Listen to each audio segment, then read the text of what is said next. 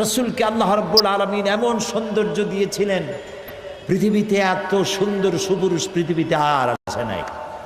এই দুনিয়ার কোন শিল্পী তার তুলি দিয়ে রং দিয়ে এত সুন্দর ছবি আঁকাইতে পারবে না পৃথিবীর কোনো মানুষ। কারণ এই ছবি এঁকেছিলেন যিনি, তিনি শিল্পীর শিল্পী। তিনি কে? আল্লাহ তাআলা।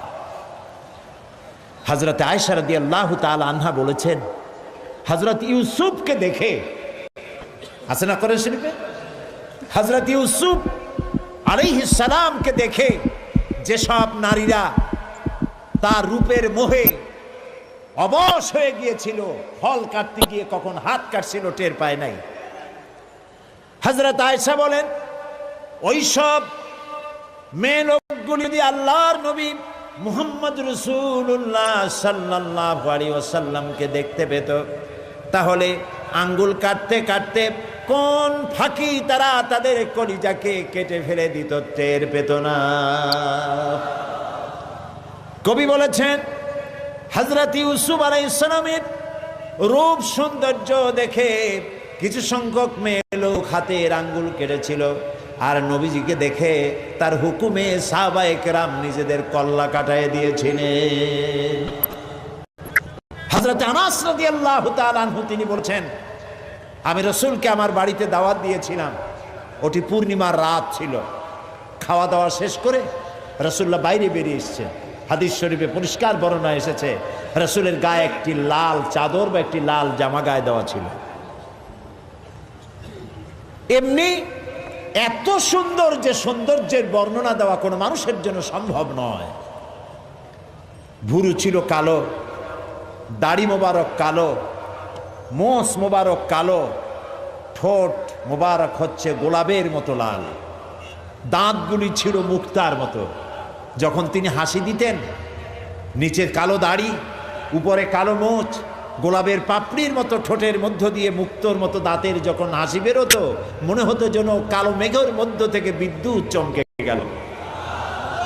মানুষেরা শুধু তাকিয়ে থাকতো, কেউ চোখের পলক ফেলতো না। হযরত আনাস বলেন, আমার মা বার্ধক্যে পৌঁছে গেছেন, মাকে দেখলাম বাইরে দাঁড়িয়ে, একবার পূর্ণিমার চাঁদ দেখেন, আবার রাসূলের চেহারা দেখেন, বারবার এরকম করছেন। আমি জিজ্ঞেস করলাম, মা তুমি পূর্ণিমার চাঁদ আর রাসূলের চেহারায় দেখো কি? মা আমার বললেন, আনাস শরীফ, পূর্ণিমার চাঁদের সঙ্গে আমি রাসূলুল্লাহর চেহারার মিল করতেছিলাম, তুলনা করতেছিলাম।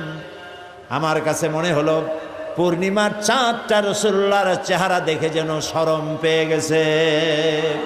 পূর্ণিমার চাঁদের ভিতরে কলঙ্ক কালিমা দেখতে পেলাম, আল্লাহর নবীর চেহারার ভিতরে কোনো কালিমা দেখতে পেলাম না। নবী করিম সাল্লাল্লাহু আলাইহি ওয়াসাল্লাম হযরত আবু বকর কে সাথে করে নিয়ে মদিনার দিকে এগোচ্ছেন। মদিনার আবাল বৃদ্ধ বনিতা, হাজার হাজার নারী পুরুষ পাহাড়ে উঠেছে, খেজুর গাছে উঠেছে, দেখার জন্য রাসূল আসতেছেন, আল্লাহর নবী আসতেছেন। সর্বপ্রথম একজন ইহুদি দেখতে পেয়েছে, সে খেজুরের গাছের মাথার উপরে ছিল, ওইখান থেকে দেখতে পেয়েছে পূর্ণিমার চাঁদ উদয় হচ্ছে যেন। সুবহানাল্লাহ, চিৎকার করে বলল, নিশ্চয়ই তোমাদের নবী আসতেছে। নবীজি যখন প্রবেশ করেছেন, মদিনার আবাল বৃদ্ধ বনিতা একযোগে গেয়ে উঠল, তালাআল বাদরু আলাইনা মিন সানিয়াতিল ওয়াদাই ওয়াজাবাশ শুকরু আলাইনা মাদা লিল্লাহি দাই। তালাআল বাদরু আলাইনা, আমাদের জন্য পূর্ণিমার চাঁদ উদিত হয়েছে। সুবহানাল্লাহ। ওয়াজাবাশ শুকরু আলাইনা, আল্লাহর জন্য শুকর আদায় করা আমাদের জন্য ওয়াজিব হয়ে গেছে। মদিনার ছোট্ট ছোট্ট কচিকাচা মাসুম বেগুনা বাচ্চারা চতুর্দিক থেকে রাসূলকে ঘিরে ফেলেছে। সমস্ত মানুষ অপলক নেত্রে তাকিয়ে আছে, কেউ চোখ ফেলতে পারতেছে না। নবীজি বাচ্চাগুলির মাথায় হাত বুলাচ্ছেন আর জিজ্ঞেস করছেন, মদিনার ছেলে মেয়েরা, আমি আমার জন্মভূমি, পিতৃভূমি, মাতৃভূমি মক্কা ছেড়ে তোমাদের কাছে এসেছি, তোমরা কি আমাকে ভালোবাসবে? মদিনার ছোট ছোট মাসুম কচি কচি শিশু কিশোরেরা ছেলেমেয়েরা নবীর কথার অর্থ তারা কি বা বুঝলো। বাচ্চা ছেলেমেয়েরা নবীজির দিকে তাকায় বলেন, ইয়া রাসূলুল্লাহ, শুধু কি ভালোবাসবো, যখন প্রয়োজন হবে আমাদের কচি কলিজা আপনার পায়ের উপরে উৎসর্গ করে দেব।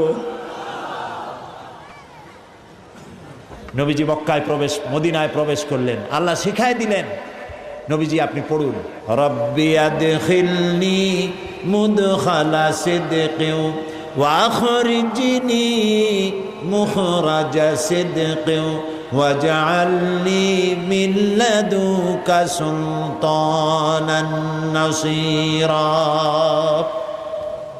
আয় আল্লাহ, সত্যের সাথে আমাকে প্রবেশ করাও, সত্যের সাথে আমাকে বের করো।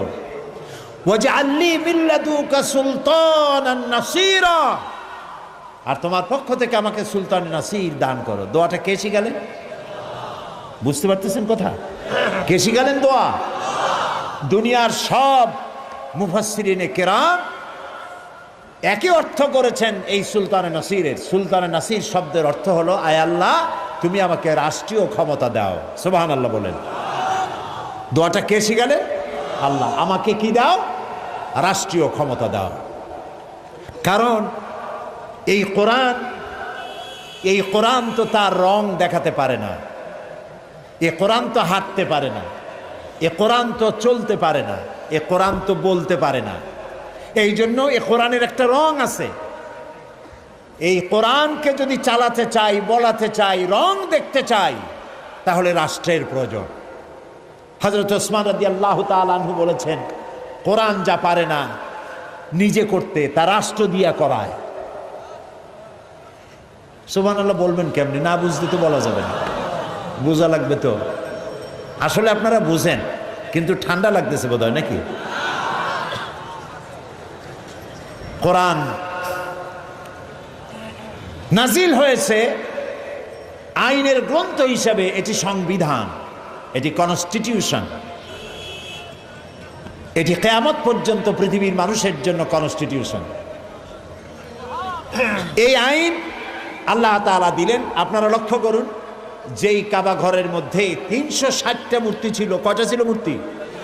বলেন জোরে। আর রাসূলুল্লাহ নবুয়তের জীবনে মক্কায় ছিলেন কত বছর? 13 বছর। মূর্তি কি একটা সরাইতে পারছেন? পেরেছেন? পারেন নাই।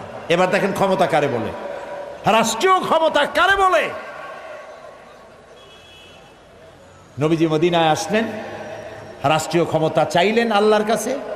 আল্লাহ দিছিলেন না দেন নাই? রাসূল এখন প্রেসিডেন্ট কিনা? রাসূলুল্লাহ এখন প্রেসিডেন্ট। যে রাসূল একা এসেছিলেন মক্কা থেকে একজন সাথী সঙ্গে করে, সেই নবী আজ 10,000 সৈন্য নিয়ে চললেন মদিনা আল মুনাওয়ারা থেকে মক্কা মুকাররমায়। কত লোক সাথে? 10,000।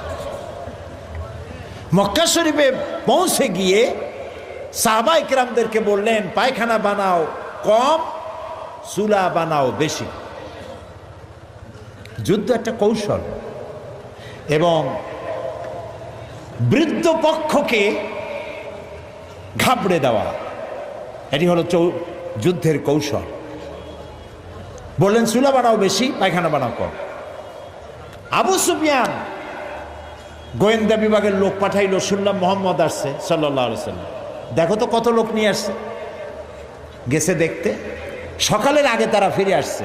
এসে বলছে, আবু সুফিয়ান, সৈন্য যে কত তার গণব কি, চুলা যে কত তাই গুনে কুল পাই নাই। আবু সুফিয়ান ভীষণ খেপে গেল, বেকুব কোথাকার, গুনতে পাঠাইলাম, মানুষ গুনে আসছে চুলা। আচ্ছা সকালবেলা যাও, আর এক দল পাঠায় দিল, দেখো লোক কত। এখন নবীজি বলেছেন পায়খানা বানাও কম। 10,000 মানুষ, পায়খানা প্রয়োজন অনুযায়ী কম। এখন প্রত্যেকটা পায়খানার সামনে লাইন হয়ে গেছে না, বিরাট বিরাট লাইন। অনেকক্ষণ দাঁড়ায় থেকে ওরা ফিরে এসে বলছে, আবু সুফিয়ান, মানুষ গুনবো কি, পায়খানার সামনে যে লাইন, ওই লাইন গুনে খুলতে পারিনি। আবু সুফিয়ান রাগ করলো, ঠিক আছে আমি নিজে যাই। এবার নিজে আসছে, একটু উঁচু জায়গায় দাঁড়াইছে, দাঁড়ায় দৃশ্য দেখতেছে। 10,000 মানুষ তো কম কথা না। 10,000 মানুষ, হাতে 10,000 তরবারি, রৌদ্রে চকচক করছে তরবারিগুলো, ধাঁধা লেগে যাচ্ছে আবু সুফিয়ানের। হঠাৎ করে দেখা হয়ে গেল হযরত আব্বাস রাদিয়াল্লাহু তাআলা আনহুর সাথে, রাসূলের চাচা। আবু সুফিয়ান হতচকিত হয়ে উঠছে, বলল, আব্বাস, তোমার ভাতুষপুত্র ভাইপো দারুণ বড় বাচ্চা হয়ে গেছে তো, 10,000 লোক নিয়ে আসছে সাথে, সাংঘাতিক কথা। হযরত আব্বাস বলেন, আবু সুফিয়ান, তোমার চক্ষু তোমাকে প্রতারিত করতেছে, চোখ মুছা ভালো করে তাকাও, এর নাম বাদশাহী নয়, এর নাম নবুয়ত। বাদশাহীর কি দেখলে? এর নাম যদি বাদশাহী হতো, তোমার কল্লা তোমার দেহের উপর থাকার কথা না। এখন নবীজি অর্ডার করলেন, চলো আমার সাথে। 10,000 লোক নিয়ে মক্কায় প্রবেশ করছেন। আল্লাহু আকবার। নবীজি বললেন, আমার সাহাবীরা আমার বিনা অনুমতিতে কোনো ফলদার গাছ কাটবে না, আমার বিনা অনুমতিতে কোনো বৃদ্ধ, কোনো নারী, কোনো অসুস্থ, কোনো শিশুর গায়ে হাত দিবে না। সুবহানাল্লাহ কইতে ইচ্ছা করে না? কারে কয় নবী? আজ তো প্রতিহিংসা এবং প্রতিশোধ নেওয়ার দিন ছিল। মক্কায় প্রবেশ করে আবু জাহেল, আবু লাহাব, উতবা, সাইবা গোষ্ঠী শুদ্ধ কচু কাটা করার দিন ছিল, ঠিক কিনা? কি কষ্টটা দিয়েছে বেলালকে। বেলালের পায়ের সাথে রশি দিয়া উটের সাথে বাঁধছে, উট দৌড়াইতেছে, বেলাল বান্দা রশিতে, মরুভূমির ভিতর থেকে ছুটছে। বেলালের পিঠের চামড়া, মাথার চামড়া ছিঁড়ে যাচ্ছে, গোশত বেরিয়ে যাচ্ছে, রক্তাক্ত হয়ে যাচ্ছে, উট হাঁপায় গেছে, আর দৌড়াতে পারে না। হযরত সুবাইয়াকে শহীদ করেছে, খাব্বাবকে মেরেছে, খোবাইবকে মেরেছে, জ্বলন্ত আগুনের আংটার উপরে চিৎ করে শোয়ায় রেখেছে, জীবিত মানুষ। 3টি বছর শিয়াবে আবি তালেবের মধ্যে আটকায় রাখছে। বেচা কেনা করতে পারবে না, কথা বলতে পারবে না কারোর সাথে, বাজারে যাইতে পারবে না। 3 বছর সাহাবায়ে কেরাম নিজেদের কাছে যা ছিল খাইছে, উট ছাগলের গোশত খাইছে, শুকনা চামড়া ভিজায় খাইছে। যখন আর কিছু নাই, বাবলা গাছের কাটা যুক্ত পাতাগুলি চাবাইয়া খাইতে গিয়া ঠোঁটের মধ্যে, জিহ্বার মধ্যে কাটা ফুটেছে। বাচ্চাগুলি মায়ের বুকের উপরে হুমড়ি খেয়ে পড়েছে দুধ খাওয়ার জন্য, সেখানে এক ফোঁটা দুধ নাই। হায় রে অত্যাচার! দেখুন, দুনিয়ার বিজয়ী বাচ্চাদেরকে দেখেছেন, যে দেশ দখল করতে পারে কিভাবে মারে, কিভাবে ধ্বংসন করে, কিভাবে ধর্ষণ করে, হত্যা করে, অগ্নিসংযোগ করে, লুণ্ঠন করে। রহমতের নবী নির্যাতন করেছে যে জাতি, সেই জাতির ভিতরে প্রবেশ করছেন। হাদিস শরীফে এসেছে, উষ্ট্রের পৃষ্ঠে বসা আল্লাহর নবী, পেছনে বসেছেন হযরত যায়েদ বিন উসামা। কুরাইশের নেতারা পায়ে হাঁটতেছে।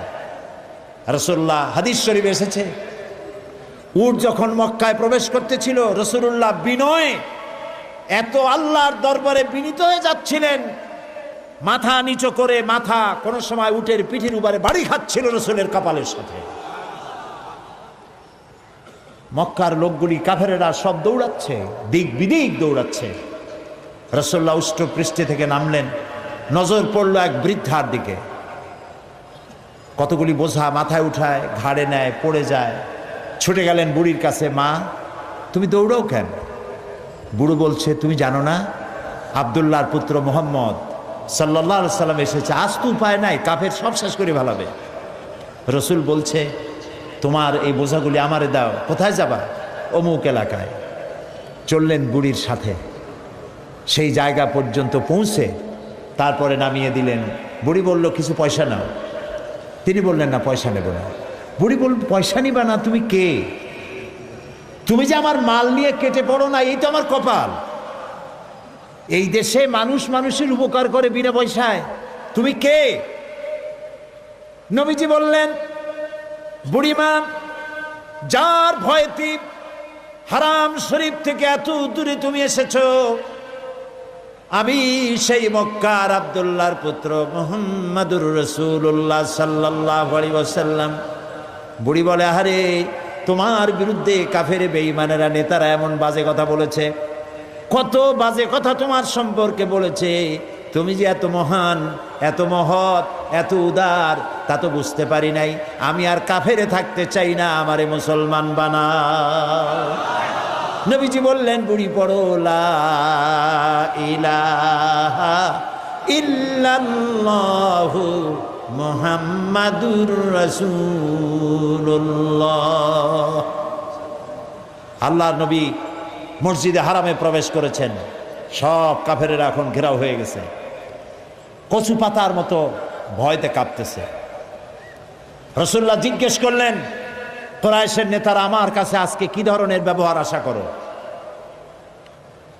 একজনে সাহস করে বলল, মুহাম্মদ সাল্লাল্লাহু আলাইহি ওয়াসাল্লাম একজন উত্তম ভাই, একজন উত্তম ভ্রাতুষ্পুত্রের কাছ থেকে যে ধরনের ব্যবহার আশা করা যায় ওই রকম ব্যবহার আপনার কাছে আশা করি। আল্লাহর নবী বলেন, কুরাইশের নেতারা, তোমাদের সম্পর্কে আমি সেই সিদ্ধান্ত গ্রহণ করব যে সিদ্ধান্ত আমার ভাই হযরত ইউসুফ আলাইহিস সালাম গ্রহণ করেছিলেন। হযরত ইউসুফ আলাইহিস সালাম তাকে তার ভাইরা ফালাই দিয়েছিল কুয়ার মধ্যে। কুয়ার ভিতর থেকে আল্লাহ রাব্বুল আলামিন তাকে পৌঁছায় দিলেন মিশরের সিংহাসনে। কেনানে অভাব লেগেছে, কেনান থেকেই 11 ভাই সাহায্য নেওয়ার জন্য মিশরে গেছেন। আর এখন ইউসুফ আলাইহিস সালাম তিনি প্রেসিডেন্ট সেখানকার। হযরত ইউসুফ আলাইহিস সালাম 11 ভাইকে চিনতে পারলেন, ওরাও চিনতে পারলো। ওরা মনে করেছে আমাদের জীবন আজকে শেষ হয়ে যাবে।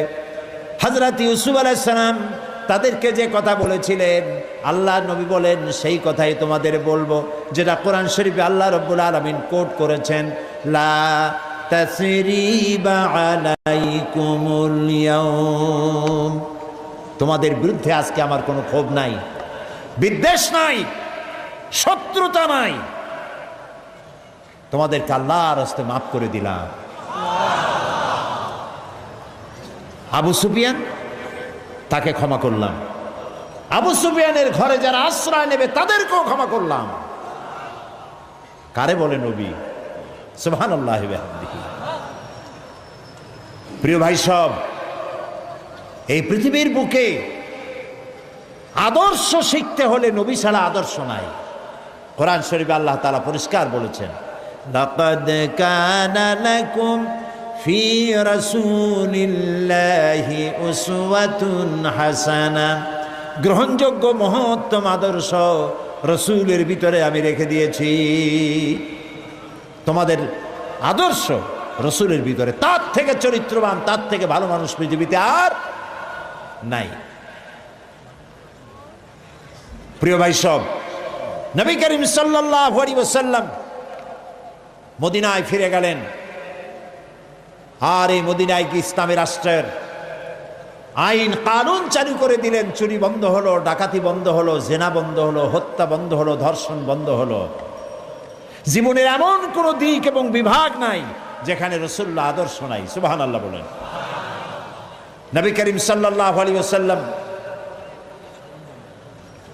তার জামানায় মানুষ দরজা খুলে ঘুমাবার সুযোগ পেল। আজকে যারা আমাদেরকে সন্ত্রাসী বলছে, মৌলবাদী বলে গালি দিচ্ছে, আছে না? কি বলেন, আছে না?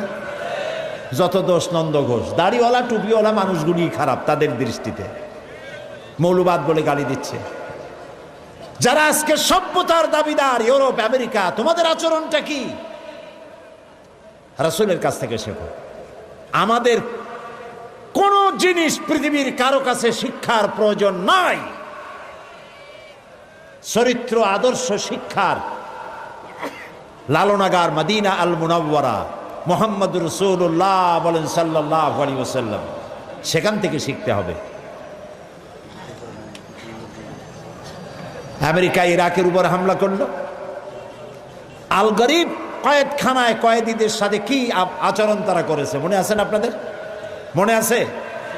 মুসলমান বন্দীদেরকে উলঙ্গ করে তাদের মুখের উপরে পেশাব করেছে, কুত্তার বেল্ট গলায় পরাইয়া রাস্তায় টেনেছে। জানেন না আপনারা, জানেন না এগুলো? আর নবী করিম সাল্লাল্লাহু আলাইহি সাল্লামের কাছে যখন বন্দীরা এসেছেন, বন্দীদেররা শুধু বউ বাচ্চা কাছে পায় নাই, তা না হলে তাদের কোনো অধিকার ক্ষুণ্ণ করা হয়নি, বরং তাদের বলা হয়েছে 10টা নিরক্ষর লোককে যদি স্বাক্ষর জ্ঞান শিখাইতে পারো ওর বিনিময়ে তোমাকে মুক্ত করে দেওয়া হবে। নবী করিম সাল্লাল্লাহু আলাইহি সাল্লাম এই আদর্শ প্রতিষ্ঠা করে গিয়েছিলেন, পৃথিবীতে একটি শান্তিপূর্ণ সমাজ তৈরি করেছিলেন। এই জন্য আজ যদি আমরা আমাদের এই দেশটাকে সুন্দর বানাতে চাই, আমরা কি চাই সুন্দর বানাতে? এত আস্তে বললেন কেন? আমরা কি আমাদের দেশটাকে সুন্দর বানাতে চাই, ভালো বানাতে চাই? কারা কারা চাই হাত উঁচু করে দেখান তো। আলহামদুলিল্লাহ, হাত নামান, হাত নামান। যদি আমরা আমাদের দেশটাকে সুন্দর করে বানাতে চাই, ইউরোপ, আমেরিকা অথবা ভারত আমাদের আদর্শ না। আমাদের আদর্শ হবে মুহাম্মদ রাসূলুল্লাহ সাল্লাল্লাহু আলাইহি ওয়াসাল্লাম। তিনি যে রাষ্ট্র করে গিয়েছিলেন সেই আদলে করতে পারলেই আমরা আবার এই দেশটাকে সুন্দর করতে পারবো। বলেন ইনশাআল্লাহ।